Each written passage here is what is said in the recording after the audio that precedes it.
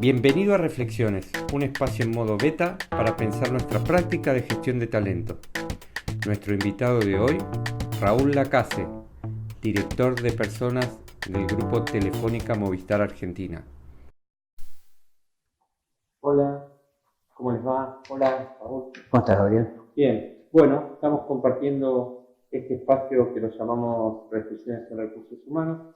La idea es comentar distintos puntos sobre todo tu trayectoria y tus reflexiones y compartir con la comunidad de ADRA y todos los que se suman a la página el contenido.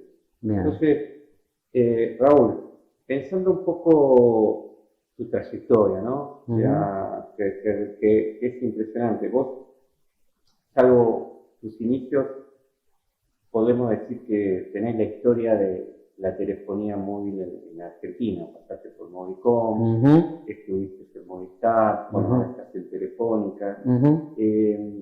¿Cómo vos viste esta evolución desde la perspectiva de recursos humanos?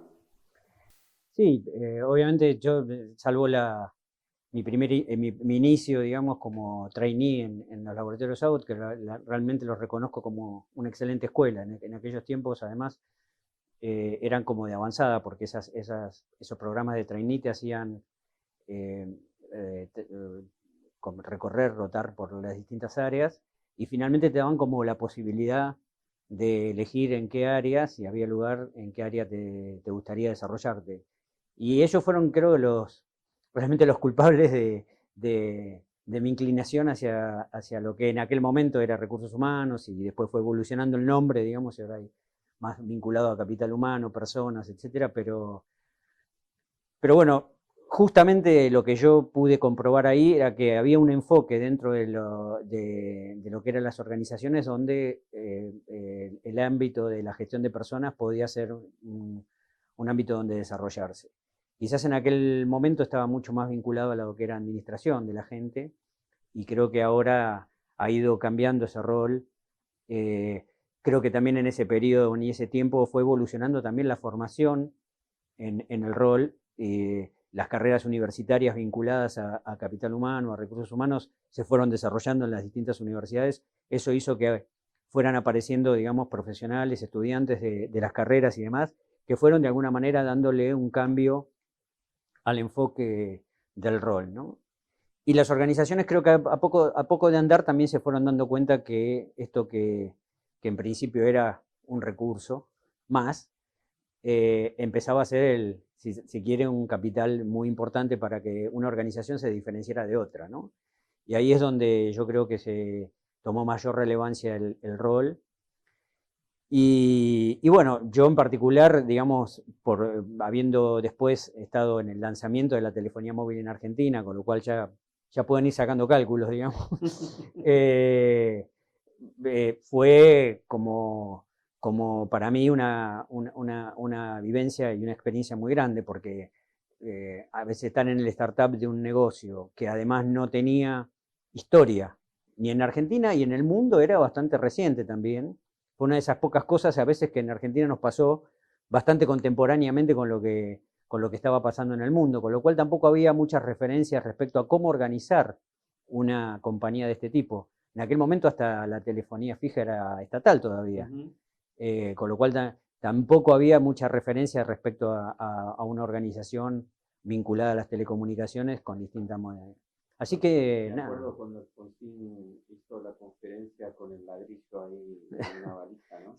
Sí, fue realmente para mí, inclusive, claramente fue una experiencia de vida importante, porque yo estaba en una organización donde ya había transcurrido un camino, y Abbott tenía la particularidad de tener mucha tecnología de desarrollo de carrera y demás, con lo cual a mí el cambio no fue menor, fue una decisión atrevida en su momento, porque iba a embarcarme en un negocio que realmente no tenía mucha historia, y era un proyecto más que una compañía. Yo te iba a preguntar, ¿qué te motivó a hacer salto? Porque en esa época no se conocía.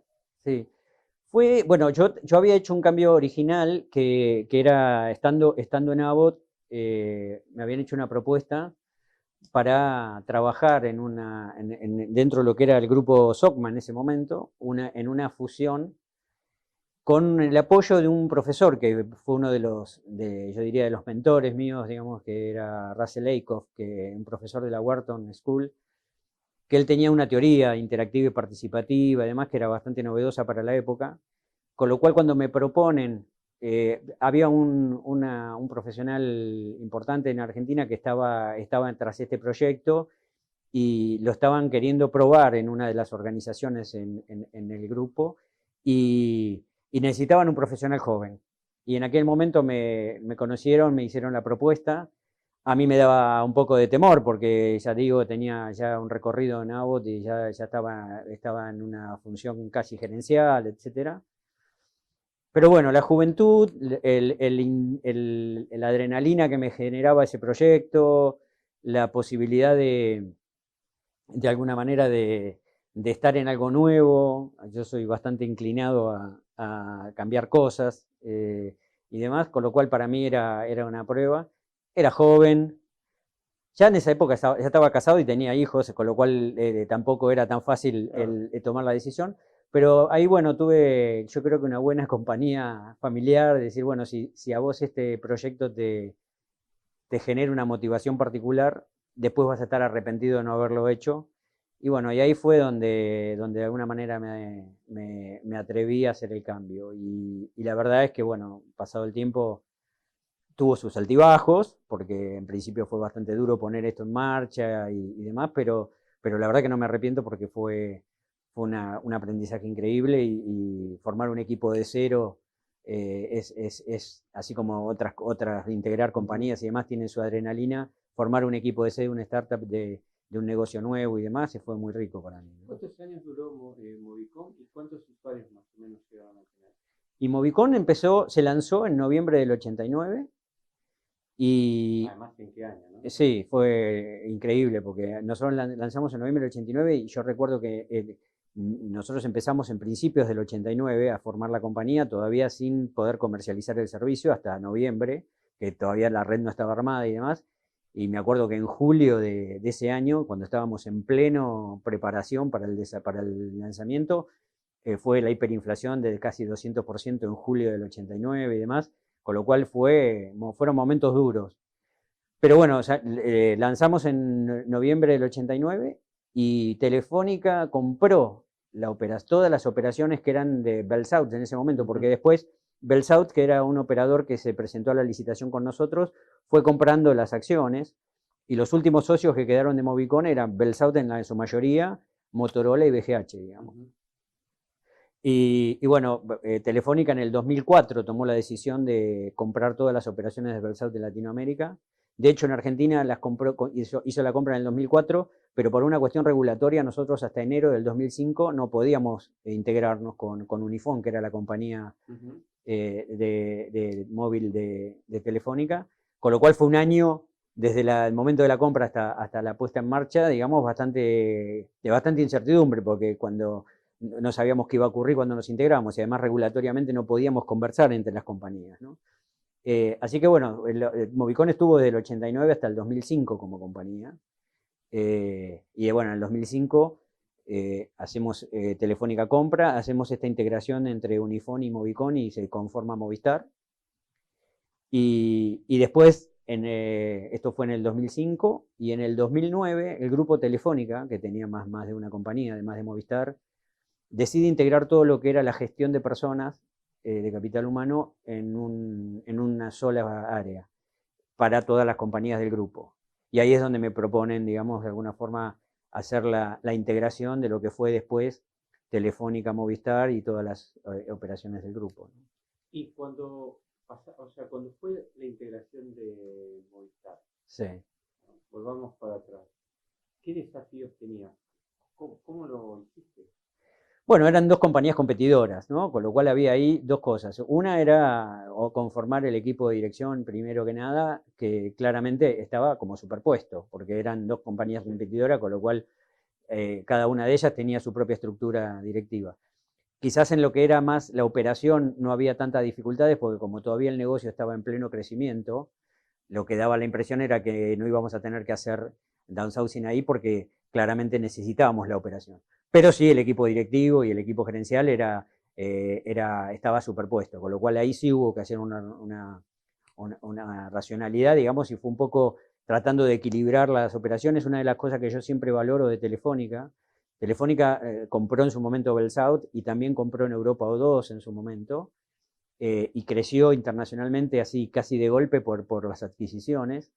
Y lo que yo valoro de Telefónica es que siempre tuvo en cuenta el management de otras compañías que compró, no privilegiando solo su management, con lo cual se nutrió también de lo que traían las otras, el know-how que traían las otras compañías.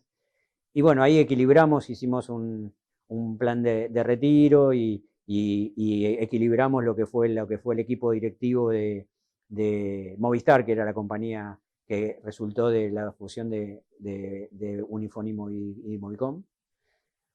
Con lo cual ahí fueron momentos en que hubo que trabajar en lo que fue evaluar cada uno de los puestos directivos para ver quién era el más adecuado para la función, tratando bien a quien no iba a ser el elegido, porque claramente eran gente que había aportado mucho en la operación, con lo cual fueron momentos agridulces, digamos.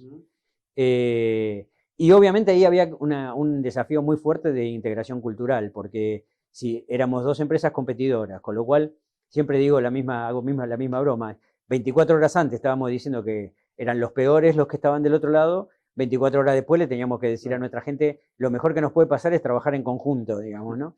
Con lo cual, ahora amémonos, digamos, y bueno, nada, esto que digo medio en broma, es todo un trabajo de ir generando. Yo siempre tenía como la sensación de que lo más importante acá no era adoptar las prácticas de una o de otra, sino decir, bueno, vamos, ni la una ni la otra, vamos a generar un escenario nuevo. Y en ese escenario nuevo se llama Movistar. Si hay alguna política o práctica que se parece más a una o a otra, será una casualidad. Pero lo que importa es que tengamos nuestra propia entidad.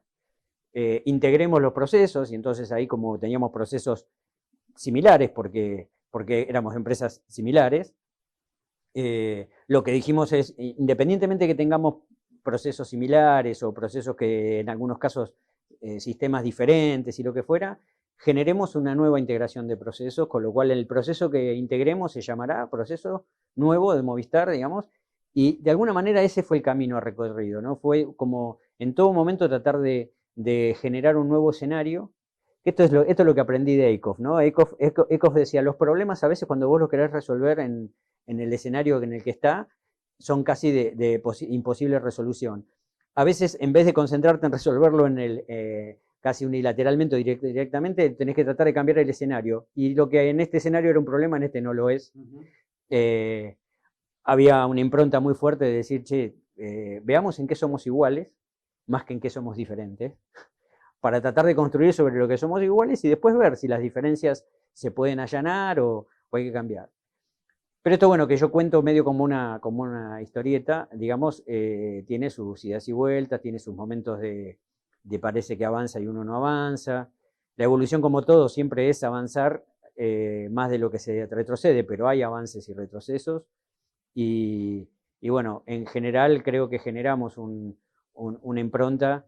Creo que el haber puesto el lanzamiento de la marca Movistar como un hito y demás, también bajó un poco los niveles de confrontación natural que hay entre si el proceso A es mejor que el B y demás, ¿no? ¿Y cuánto tiempo estimás que toda esa competencia entre equipos y todas estas roces naturales, ¿no? ¿Cuánto tiempo entendés que te llevó unificar de alguna forma?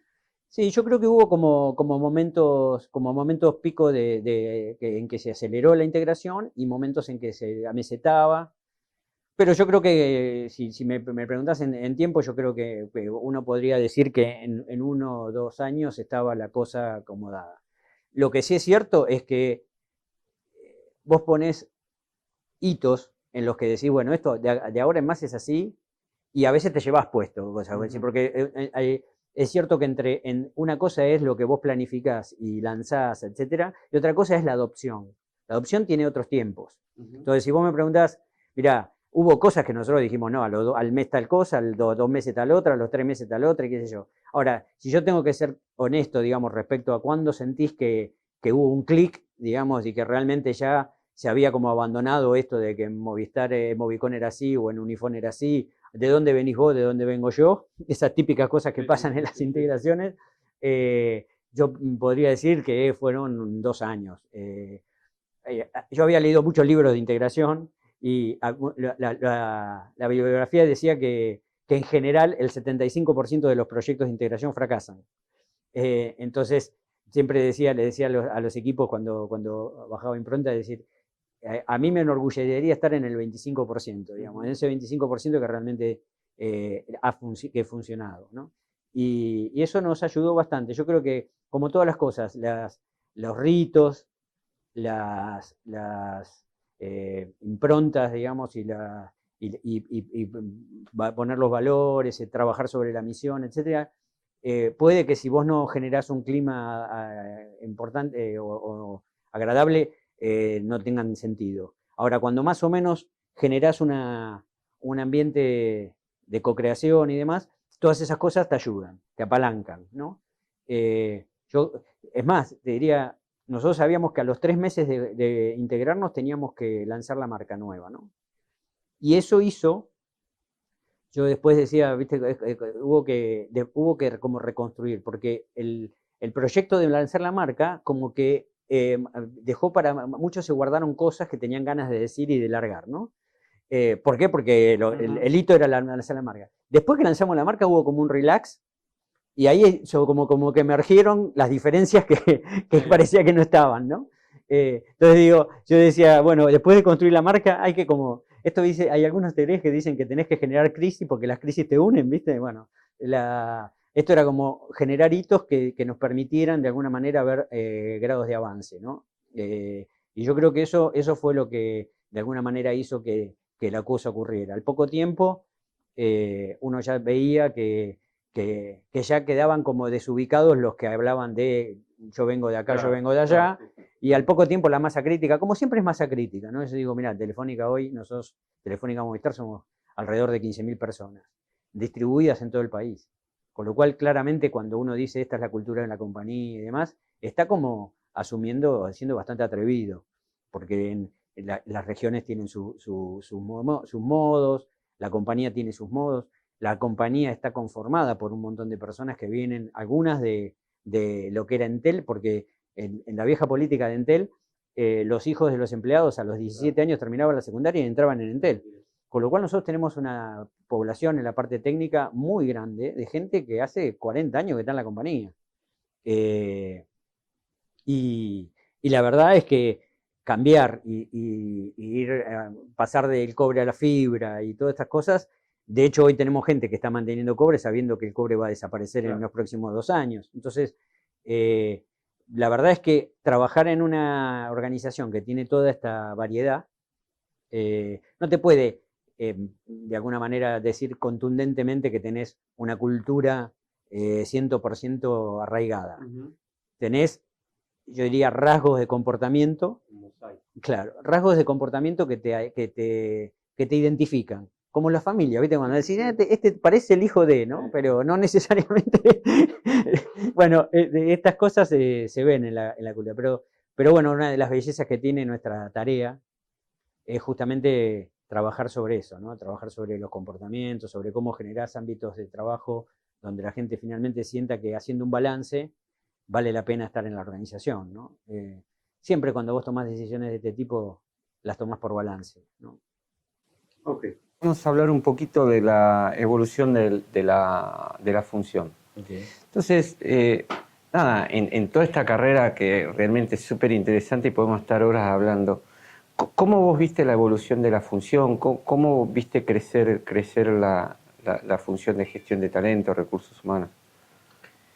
A ver, yo creo que poco a poco nosotros nos fuimos como amigando con el negocio, ¿no? Porque lo que creo que ambas, como ambas partes, si se puede decir ambas partes, fuimos tomando como conciencia del valor agregado que tenía, por un lado el rol que tenía nuestra tarea para el negocio, fundamentalmente el acompañamiento a los equipos de liderazgo y a la gente que debería desarrollarse y demás en la organización, generar las capacidades para que el negocio funcionara.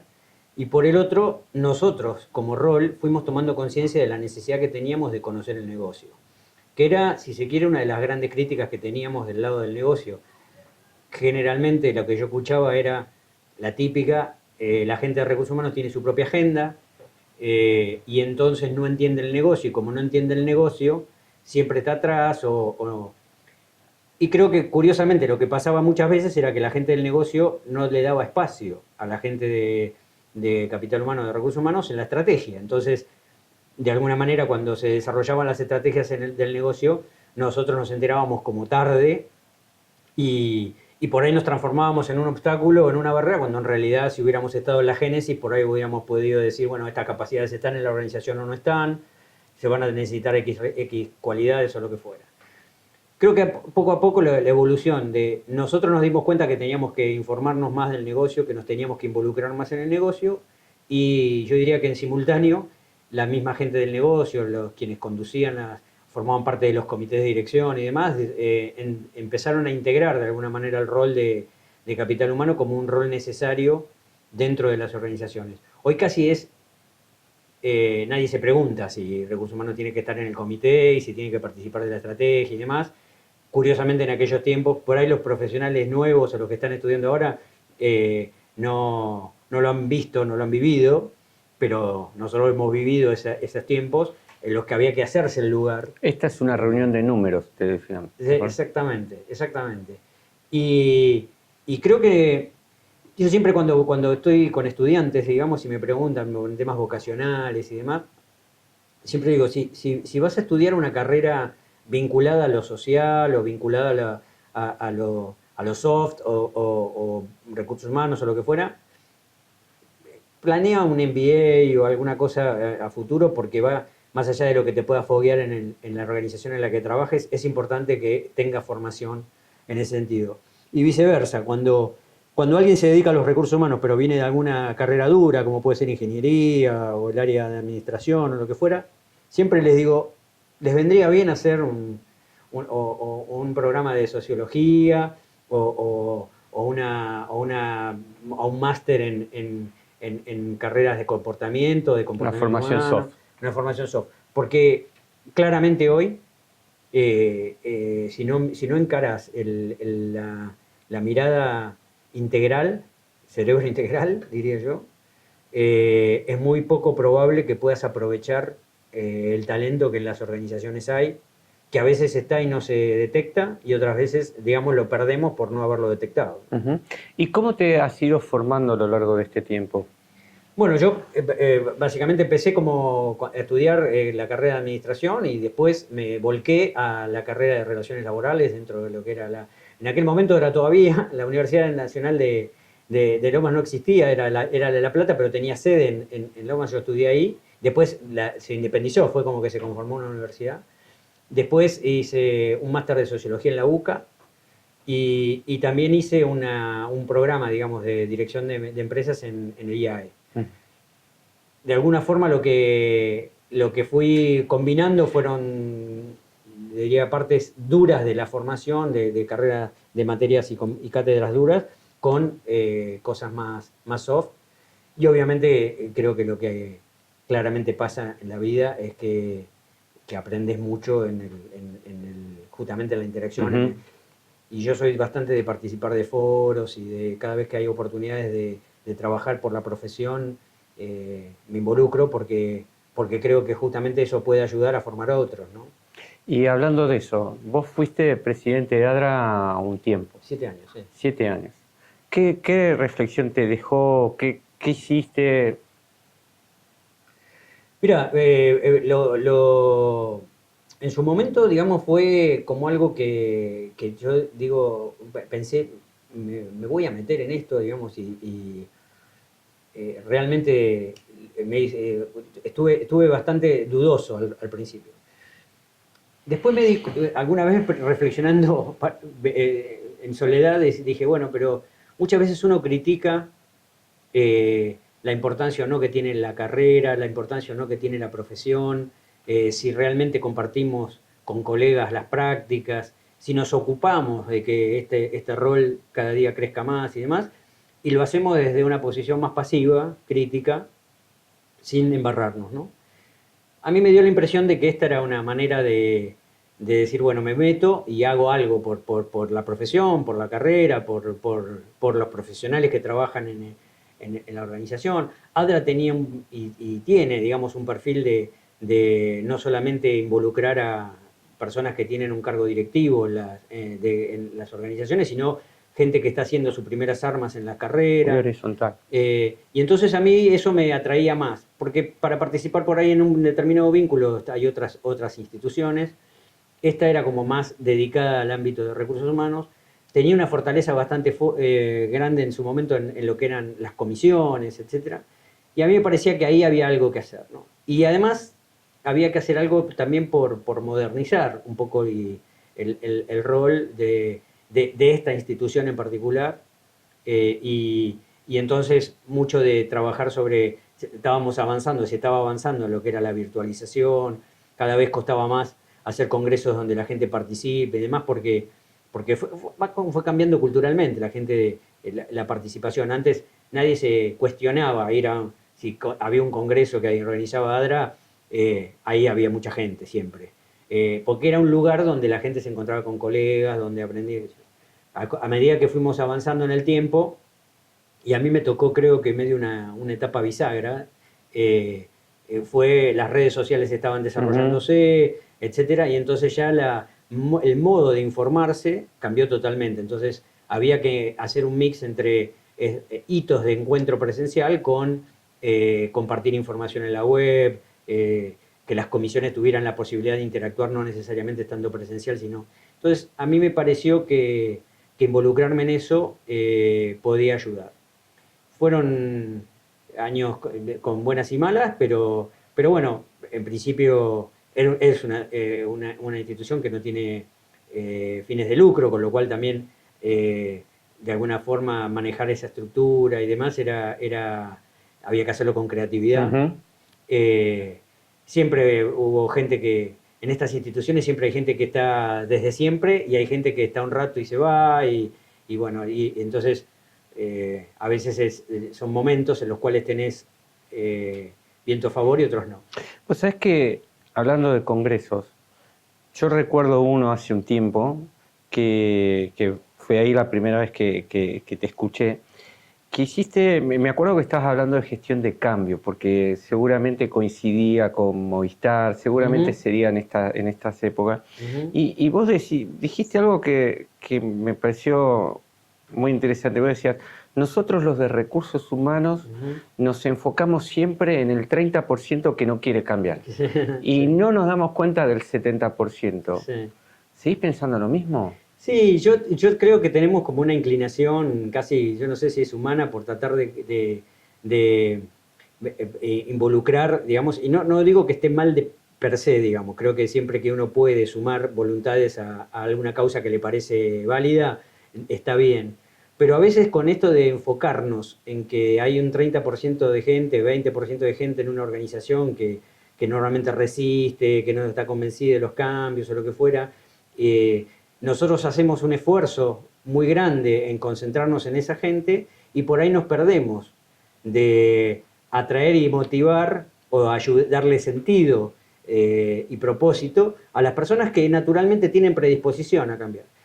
Y esas personas que tienen predisposición a cambiar también tienen degradés, ¿no? Hay gente que asume el cambio y va al frente y son pioneros y les gusta influir. Y hay otros que son pasivos, pero que si ven que la masa crítica, digamos, y el beneficio está, se suman, ¿no? Y por ahí se suman más acompañando que siendo impulsores. Eso normalmente es, en general, salvo que hagamos muy mal las cosas, es mayoría en las organizaciones. Entonces yo digo, a veces uno gasta mucha energía en tratar de justamente convencer al que no se va a dejar convencer jamás, y la energía, queda muy escasa energía para acompañar a los que seguramente van a influenciar, y que si ellos se cargan de energía, seguramente el efecto halo va a ser que convenzan curiosamente, a esta parte de este porcentaje. Nunca es definitivo, nunca es 100%. En cualquier organización, cualquiera sea, digamos, siempre vas a tener digamos, de los impulsores, de los pasivos y los detractores. Obviamente que en la medida en que uno pueda bajar ese número de detractores, mejor, porque seguramente las cosas van a funcionar más. Pero creo que hay que dosificar la energía. Y yo siempre decía eso, a veces también lo digo para provocar, ¿no? Sí. Que pensemos, porque a veces le estamos dedicando mucha energía a gente que no va a cambiar. Y por ahí siempre recuerdo, como te decía en el bloque anterior, a Ekhoff cuando me decía, no te concentres en tratar de resolver este problema. Fíjate si no es parte de este problema, no es el escenario en el que lo estás queriendo resolver. Y por ahí moviendo alguna pieza del escenario, este problema que acá es irresoluble, acá lo es, ¿no? Y creo que ahí a veces con la gente pasa algo parecido, ¿no?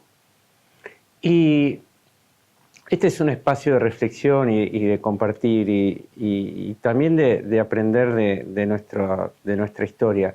¿Qué lección aprendida nos podrías compartir?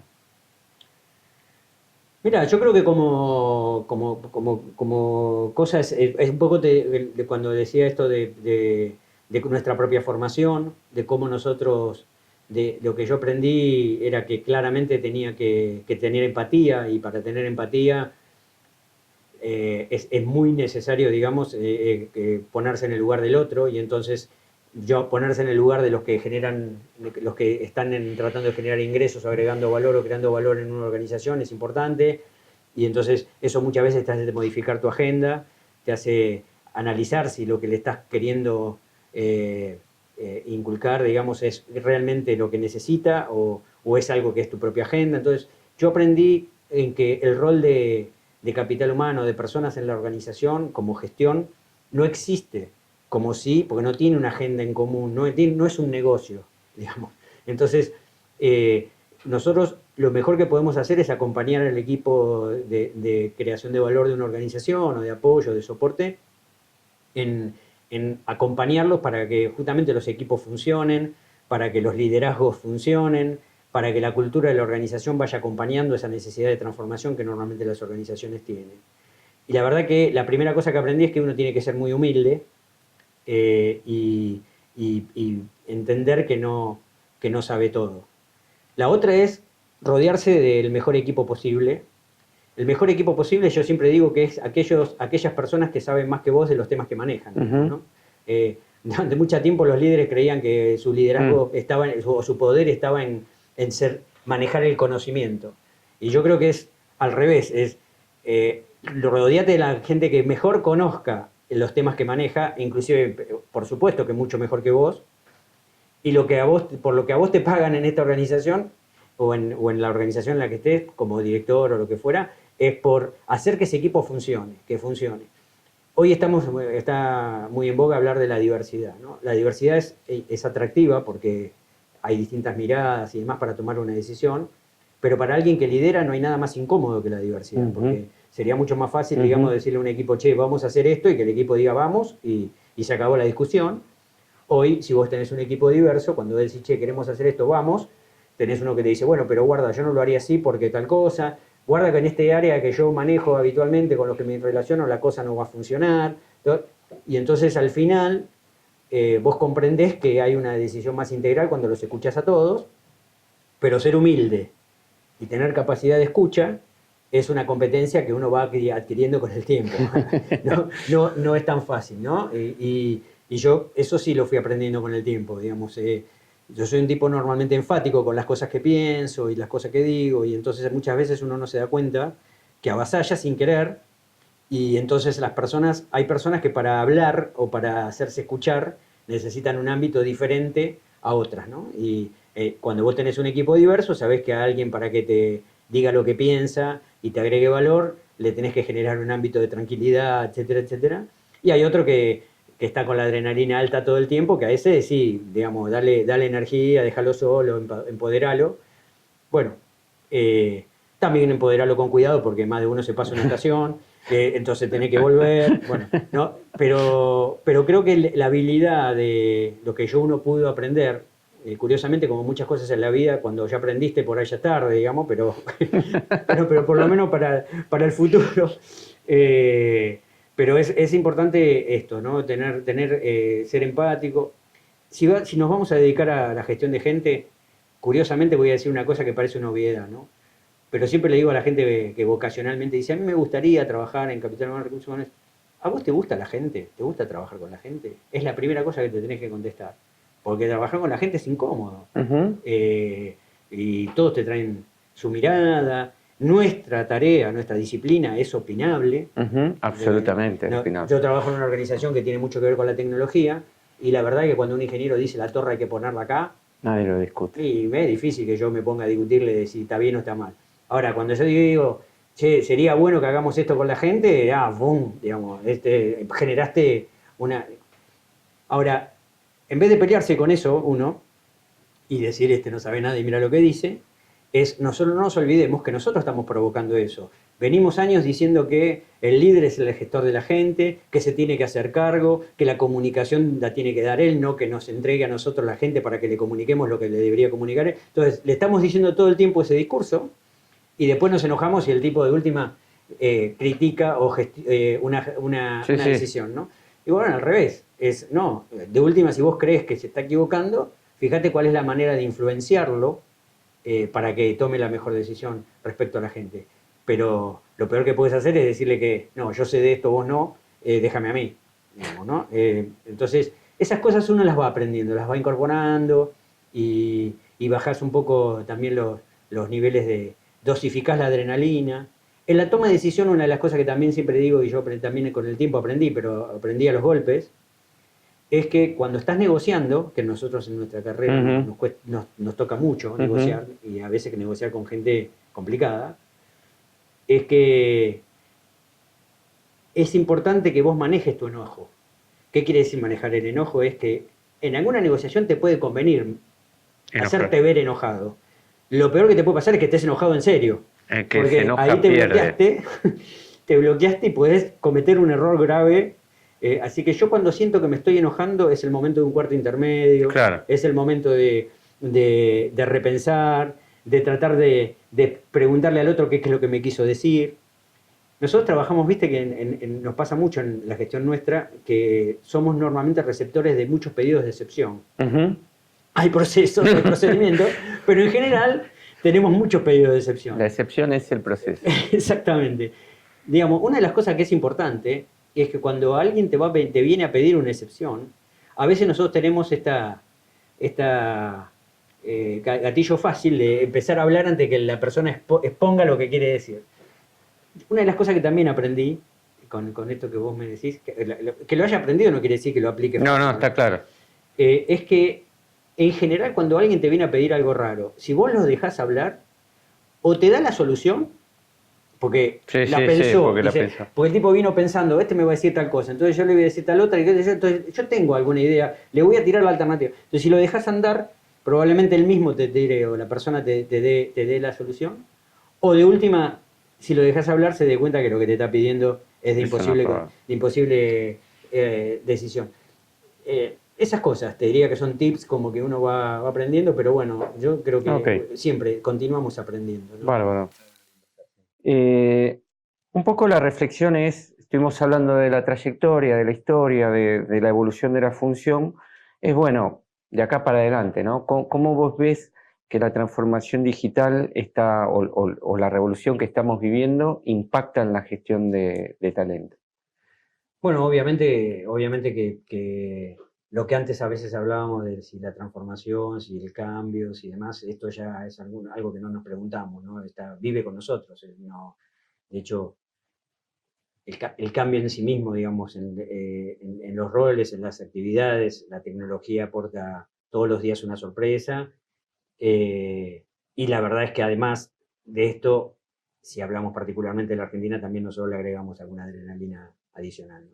Pero fundamentalmente lo que hace la transformación de la función, claramente, bueno, el aporte de la tecnología hace que muchas de las tareas que nosotros hacíamos administrativas y demás se han ido automatizando, robotizando, etcétera. Creo que la adopción de la digitalización, la firma digital, etcétera, es parte ya del día a día, digamos, y si uno lo mira desde la mirada de cómo ha ido cambiando la tarea, claramente hoy nos damos cuenta que la organización y particularmente el rol se ha concentrado más en el agregado de valor de lo que es el asesoramiento, se quiere la aparición del rol del business partner como un rol dentro de la organización de capital humano, que hoy ya hemos recorrido bastante camino, pero si uno va un poquito más para atrás, era un rol que no existía, digamos, y que realmente se fue fogueando a la luz de que las tareas transaccionales del área fueron de alguna forma yendo a una mirada más digital, que hace que las cosas estemos más en la velocidad del tiempo que el negocio necesita, que el cliente interno necesita, etc. Entonces yo creo que el aporte de la tecnología, cuando uno lo capitaliza bien, digamos, hace que justamente podamos dedicarnos mucho más a lo que yo creo que es más rico, que es nuestro agregado de valor en asesorar y ayudar a que otra vez, que la gente que está vinculada en el negocio o en el negocio pueda liderar mejor, pueda detectar mejor el talento de la gente, pueda evaluar mejor cómo la gente se desempeña. Creo que es importante el talento en estos tiempos, también es importante mirarlo desde la mirada del talento en ejecución, ¿no? Porque yo digo, no vale de nada la formación pedagógica si después no puedes trabajar en equipo. Hoy ya trabajar en equipo es un más, es un deber, no es una pregunta. Entonces, en una organización, por lo menos en una organización, el talento aplicado es valioso. El talento per se no tiene ningún sentido si no lo sabés aprovechar, ¿no? Entonces, yo valoro mucho el aporte de la tecnología en el sentido de darnos la posibilidad justamente de trabajar mucho más en las necesidades del negocio y de quienes lideran los negocios para que puedan trabajar mejor con sus equipos, digamos, ¿no? ¿Y cómo ves el futuro del trabajo? Y claramente es un tema que para muchos no tenemos todavía 100% resueltos. Hay muchas opiniones al respecto. Está el típico caso de, bueno, hay trabajos que desaparecen y otros que se crean. Hay mucho trabajo y lees y demás de trabajos que aún todavía no sabemos que van a existir, etcétera, etcétera. Mi visión es que es cierto, que eso es cierto y se ve, digamos, pero tengo como la sensación de que además van como desapareciendo trabajos masivos donde hay involucrada mucha gente por nuevas tareas en las que no necesariamente son tan masivas, son más segmentadas, más específicas, etc. Con lo cual a veces uno, cuando tiene la sensación de cuál es el futuro de las personas trabajando en las organizaciones o en emprendimientos o lo que fuera, hay un tema que le vamos a tener que dar muchas vueltas para cómo generamos un ámbito donde las personas puedan desarrollarse independientemente de que en algún punto las tareas no sean necesariamente masivas, ¿no? Y ahí todavía yo creo que hay unas asignaturas pendientes. Tenemos, por un lado, digamos, no podemos detener, por decirlo de alguna forma, el avance, pero la generación de trabajos en emprendimientos, el trabajar más en startups, el cómo generar que los oficios de alguna manera se vayan renovando, etcétera, es una tarea que hay que encarar no como una cosa accidental a la que llegamos de acuerdo a lo que va apareciendo, sino que se pueda planificar un poco, ¿no? Hay países que ya están haciendo algunas experiencias con las rentas universales y una serie de cosas como para decir, bueno, habrá que trabajar más horas, menos horas. Por otro lado, algunos países, y nosotros somos uno en particular también, no está resuelta todavía la vida de post jubilación, etcétera, que tiene una expectativa de vida mayor hoy y el sistema así como está no se resiste, digamos, no lo resiste, no se financia, con lo cual hay todavía mucho por pensar ahí, ¿no? Yo creo que nosotros podemos ayudar, pero es una tarea interdisciplinaria, ¿no? Y me hiciste pensar en la gente que queda un poco afuera, ¿no? Y teniendo en cuenta la realidad de nuestro país, hay mucha gente que no está dentro del mundo laboral. ¿Qué estás haciendo ¿Vos estás haciendo algo para la inclusión? ¿Estás trabajando en algún tema? Uh-huh. Sí, nosotros tenemos un trabajo muy fuerte en lo que es negocio responsable. Telefónica tiene una fundación en particular muy abocada. Nosotros dijimos, no, si bien tenemos voluntariado y demás, pero nuestro tema principal en la fundación es la educación, la formación de docentes y la formación de alumnos. Y normalmente hacemos ayudamos mucho desde lo que es Aula 365 y demás a la formación de los docentes, y de alguna manera en la fundación siempre tenemos muestras y demás a las cuales los colegios concurren, y trabajamos mucho en mejorar eso. Tenemos un programa que llamamos Pro Niño, en el que justamente lo que hacemos es recuperar chicos que están en la calle y por ahí las familias no los pueden mantener y demás, dándoles la posibilidad a partir de generar alguna salida laboral para los padres, para que los chicos puedan ir a formarse y estudiar y demás. Y desde el punto de vista de la operación, nosotros tenemos lo que llamamos una política de trabajar sobre la diversidad, en la que tenemos como columnas vertebrales a la que trabajamos. La típica trabajo que tenemos que hacer para trabajar sobre la diversidad de género, que es un tema que hoy muchas organizaciones están abocadas. Nosotros tenemos objetivos que trabajan y políticas que van sobre eso. Hemos mejorado licencias a los padres para justamente que las madres no puedan trabajar, lactarios, etcétera, una serie de cosas que ayudan a generar un ambiente donde las mujeres puedan tener resueltas ciertas cosas para poder continuar su carrera laboral y poder de alguna manera generar oportunidades para ellas. Tenemos una columna también de trabajo en diversidad para trabajar sobre la discapacidad, y ahí tenemos dos cosas. Es una sobre gente que ya tenemos trabajando en la organización, que tiene cierto grado de discapacidades, y lo que hacemos ahí es colaborar con ellos, trabajar, tramitarles su certificado, ayudarlos a tramitar su certificado, y por otro lado darle empleo que de alguna manera los incluya, y también en lo posible ir generando ámbitos de trabajo donde podamos incluir gente con alguna discapacidad. Lo hacemos colabora con nosotros una consultora que se llama Libertate, que hace mucho tiempo que trabaja con ámbitos, con gente con alguna discapacidad, etcétera. Lo hemos hecho no solamente para el ámbito de empleados, sino que lo hemos hecho para ámbitos de atención a clientes que muchas veces uno tiene en sus tiendas no preparadas como para atender clientes con alguna discapacidad. Hemos hecho capacitaciones y seguimos haciendo capacitaciones para la gente que atiende al cliente en las tiendas, para que sepa cómo trabajar o cómo atender a gente que viene con determinada discapacidad. Y también hemos hecho mucho por el trabajo inclusivo de todo tipo, digamos, ¿no? Matrimonios parentales, homoparentales, etcétera, que de alguna forma ayuden a que el ambiente de trabajo sea integrado. Y bueno, yo creo que esta es si las organizaciones deberían parecerse, o la conformación de sus organizaciones deberían parecerse a lo que es la sociedad, ¿no? Uh-huh. Nosotros en Argentina tenemos alrededor de entre el 12 y el 15% de discapacidad, de gente con discapacidad y demás, con lo cual parecería ser importante que como cada uno en el rol que le toca y la parte que le toque, haga algo por mejorar la forma en que incluimos a la gente, digamos, con cierta discapacidad, ¿no? Y últimamente tomó, y por suerte, ¿no?, mucha conciencia y mucha notoriedad el tema de violencia de género. Sí. ¿Cómo impactó en tu organización?